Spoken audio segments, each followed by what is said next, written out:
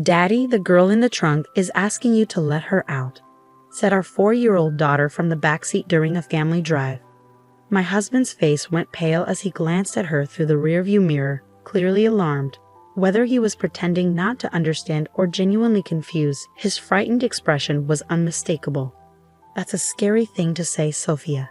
You shouldn't make up stories like that," he replied, attempting to dismiss her words. From the passenger seat, I shot him a sharp glare. "Should we stop at the rest area?" I suggested, my voice laced with suspicion. We'd been married for 5 years, and I'd always supported him through his demanding work schedule. But now, our daughter's unsettling remark threatened to expose a hidden truth. "I am Charlotte Clark. I married my husband Freddie when I was 27, and he is 4 years my senior. The following year, our daughter Sophia was born, and she has grown up to be a healthy, lively 4-year-old. Our family life was busy but filled with happiness. How about going to the zoo next Sunday?" Freddie suggested brightly. "Yay, I want to see the giraffes," Sophia exclaimed. Their cheerful exchange brought a smile to my face. Freddie had always been kind and attentive since we started dating, a quality that hadn't changed even after we got married and Sophia came along. On his days off, he loved spending time with us, taking part in family activities with enthusiasm. I often found myself thinking how lucky I was to have such a devoted husband and father for our daughter. Little did I know, these peaceful days were about to be disrupted. One day, Freddie returned home looking weary and dejected. "I've been transferred to a different department," he sighed. "It's company policy. They want me to gain experience in various roles." Unfortunately, this new department was known for being the busiest, which meant Freddie would have less time to spend with us. "Daddy, does that mean you won't play with me anymore?" Sophia asked, her eyes filled with concern. "I'll try my best to make time, sweetheart. We'll go to the zoo again soon," he'd assured her, stroking her hair gently. Watching them, I felt a pang of sadness. The thought of losing our precious family time was disheartening. But I knew Freddie was the one facing the biggest challenge, adjusting to his new responsibilities. "Please don't overwork yourself," I urged him. Freddie had a tendency to throw himself completely into his work, and I worried about him burning out. Unfortunately, my fears soon proved valid. For the first few weeks, Freddie managed to juggle his work commitments while still spending time with us. But about a month later, his time at home diminished drastically. He began working late into the night, often missing Sophia's bedtime, and started attending more client dinners and events, even on weekends. "Hey, can you take a day off next Sunday? Sophia misses you, and you've been working too hard lately," I pleaded one evening.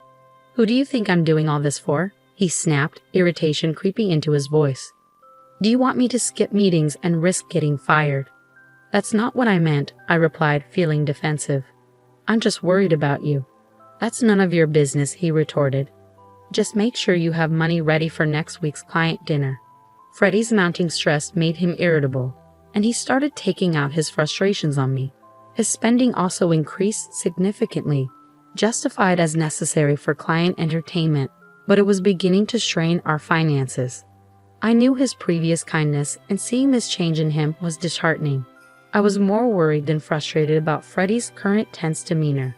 I really needed to find a way to get him to take a break before he collapsed from overwork. 6 months had passed since his transfer, and my husband had reached a point where he was coming home mostly just to sleep. Sophia, feeling lonely because she rarely saw him, started wearing a sad expression more often. I knew things couldn't go on like this, so I began searching for a way to get him to take a break. However, as if to thwart my efforts, more bad things kept happening. My mother, who had been suffering from an illness for several years, suddenly passed away in the hospital. "No, Mom," I cried.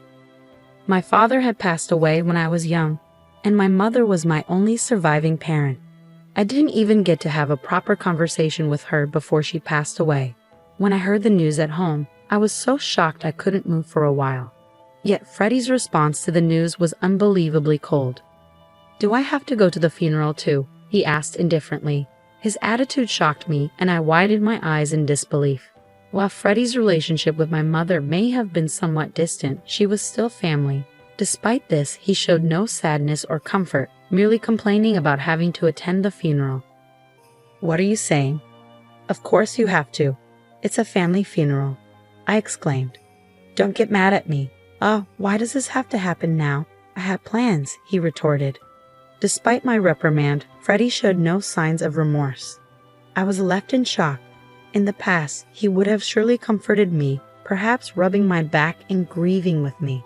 But now, as he sighed in dissatisfaction, he seemed nothing like the person I once promised a future with. Naturally, he didn't help with any preparations for my mother's funeral, so I arranged everything alone. On the day of the service, my husband remained sullenly silent. "It's over now, right? I'm heading home first," he said after the funeral ended. Freddie didn't help with any cleanup and quickly went home. I was initially confused by his actions, but by then I had lost the energy to be angry. I was simply bewildered and disappointed in him. No matter how busy and stressed from work he may be, his behavior at the funeral was unacceptable. When did my husband become such a cold person? "Mom, Sophia will help you," said my daughter, trying to comfort me despite the frustration with him. I finished cleaning up with my daughter by my side, and before heading home, I decided to stop by my parents' house for a short while. It wasn't far from where we lived, and I wanted to reminisce about my mother after saying my final goodbye. Though the decision was led by my heart, it felt right. When I arrived at my parents' house, burdened by grief, I discovered something shocking. "Mom, wait a moment," Sophia suddenly exclaimed as soon as we entered the house. Her expression changed and she dashed straight into the back room. Although I had taken her to visit my mother's place several times before, I had never seen her behave like this. Hurrying to follow her, I found Sophia opening the second drawer from the bottom of the dresser, as if drawn to it by some unseen force. "Mom, Grandma wants you to have this," Sophia said. I looked at the old hand mirror she was holding and caught my breath. The mirror had always been precious to my mother. She had treasured it so much that even I rarely saw her use it, and I didn't even know where she kept it. There was no way Sophia could have known about the existence of this hand mirror. "How did you know it was here?" I asked, astonished. "And what do you mean Grandma wanted me to have it?" "When Grandma was sleeping earlier, she told me that you were sad and asked me to give this to you," she answered innocently. I couldn't hide my surprise. I didn't think it was a coincidence, so I decided to ask Sophia some questions about things she couldn't possibly know, like tomorrow's dinner menu, what I was thinking about, and even thoughts I had during the funeral. To my astonishment, she answered every question accurately. I wasn't sure how long she had had it, but it seemed my daughter possessed a mysterious ability to know what people were thinking. "Wow, that's amazing, Sophia. You know everything," I said, stroking her head and feeling bewildered. I had always thought mysterious abilities were just fantasy, but I never imagined she actually had such a gift. Sophia put her hand on her hip and showed a proud look on her face. "That's right, Sophia knows about Dad too." "What do you mean?" I asked. What she told me was incredible and unforgivable. A few weeks after my mother's funeral, I casually mentioned my plans to Freddie one morning as he was about to leave for work. "By the way, I'm visiting my friend with Sophia next Sunday." Freddie abruptly stopped and frowned, looking genuinely troubled. "Really? Oh no, I'm off that day. That's too bad." Feeling the artificiality in his voice, I smiled quietly to myself. Now that I knew the truth, I realized there was no love left for Freddie inside me. On that Sunday, I left home with Sophia, killed about an hour, and then returned. "Dad, he's over there," Sophia said, pointing toward the garage. Taking a deep breath, I headed towards the garage with the shutter still down and lightly knocked on it. "Freddie, I know you're in there. Open it," I called out. "Charlotte, I thought you and Sophia had plans," he replied, sounding flustered. "They're canceled. If you're going somewhere, we want to come with you," I said firmly. He hesitated, reluctant to open the shutter. I had a pretty good idea of what was going on inside, but I decided to stay quiet and just observe. "Sophia wants to go for a drive too," I added. Unable to resist her hopeful voice, Freddie had no choice but to agree.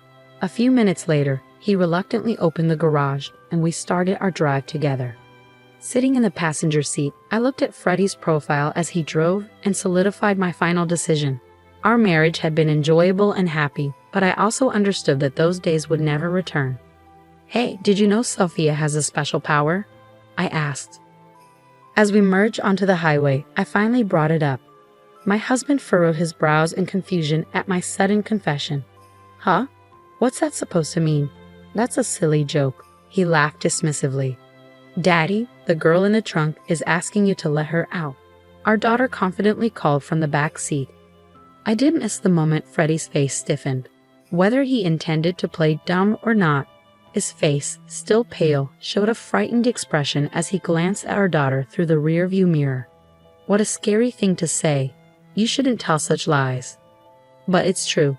Then should we pull over at the rest area? I suggested on behalf of Sophia, who was hanging her head. Freddie immediately looked at me startled. Huh? We don't need to do that. It's just a kid's joke. Sophia has a mysterious power, you know. Besides, it's hot today. It could be dangerous if someone's really in there. He must have realized what I said made sense. Flinching and stiffening, he headed towards the rest area with a contorted expression on his face. Upon arrival, we left Sophia in the air-conditioned car and went outside to check the trunk. I don't think there's anything in there. Come on, quickly, I said to my hesitant husband. Realizing he couldn't escape anymore, he nervously opened the trunk, breaking into a cold sweat. In the next moment, someone jumped out. I knew you were cheating. The young woman's face was flushed red from the heat. Yes, it turned out that while Sophia and I were out, Freddie had been cheating with her at our home. Probably just as they were about to go for a drive, we came back unexpectedly, so he had no choice but to hide her in the trunk. No, it's not like that. She's a colleague from work. We were just working together, Freddie stammered, shaking his head nervously. Working together. In the trunk? I chuckled at the blatant and ridiculous lie while standing firm. Taking a piece of copy paper from my bag, I showed it to them. And what is this? It says, let's go on a drive date on Sunday. As the woman and Freddie looked at the paper, they turned pale. Their lovey-dovey email exchanges were printed on it. Thanks to Sophia, I had found out everything. On the day of my mother's funeral, at my parents' house, my daughter had confided in me. Daddy has been spending a lot of time with Scarlett lately. I'm sad because Scarlett is taking Daddy away from me. Just having witnessed Sophia's power, what she said made me suspicious, so I decided to investigate my husband for a while. Sure enough, I found undeniable evidence of his affair on his phone. I told you that fake plan because I wanted to punish you. It's a shame it turned into this kind of drive. Hey, it's unfair to look through my phone without permission, Freddie protested, shaking his body. His absurd remark made me burst into laughter. I had thought he was just too busy to come home, but most likely, during that time, he was with his affair partner, Scarlett. He probably used the expenses for dates with her. Despite all the complaints and taking it out on me, who exactly was being unfair here? By the way, I've been recording everything since earlier, I said, recalling all the grievances. I took out my phone from my breast pocket. I expected this would happen, so I secretly pressed the record button to capture evidence since we got into the car. And the evidence I've gathered isn't just messages and this video. I didn't tell you, but I also had hidden cameras in the house and garage. Scarlett, I know everything about you too. Under my successive attacks, they both turned white as sheets. I was furious with Freddie, but I couldn't forgive Scarlett either. So I thoroughly investigated and managed to identify her. She was a 25-year-old new employee who had become his colleague in the new department. From reading the messages, it seemed she was aware of my existence yet still engaged in the affair, making her equally guilty.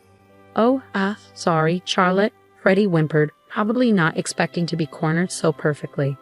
Feeling disdain for Freddie as he pleaded in a voice I had never heard before, I glared at both of them with all my anger. I won't forgive either of you. Prepare yourselves for alimony. Upon hearing my firm words, perhaps realizing their fate, both of them collapsed to their knees. Afterwards, I divorced Freddie. The fact that I had recorded the scene and gathered all the evidence paid off, and they were ordered to pay $300,000 in compensation. I was also able to claim $500 a month in child support from my husband. Their misfortune didn't end there. I heard their affair spread throughout the entire company since they worked in the same department, making things awkward. Eventually, they broke up. They were both looked at with disapproval by their colleagues and eventually had no choice but to resign. Now, it seems they ended up on the street with the burden of the compensation payments. Meanwhile, I am now enjoying peaceful days with Sophia. I'll continue to give lots of love to my daughter, who has a wonderful power, so that she can live happily in the future.